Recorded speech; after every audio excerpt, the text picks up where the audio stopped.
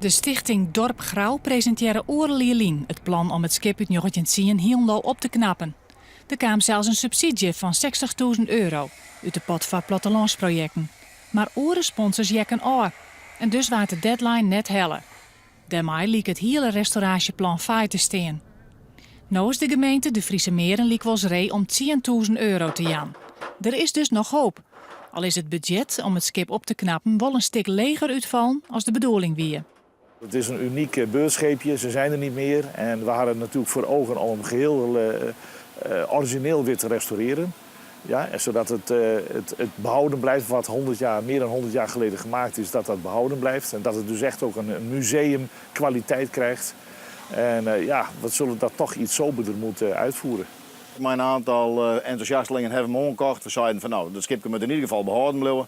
Nou, hij stiert dus hier net echt in het paard. Hij wordt er hier net minder op, dus we wassen gewoon auto dat we de begrutting groen hebben en dan starten we ermee. De stichting wil het dorp Grauw uiteindelijk inzetten als roemveertboord voor toeristen.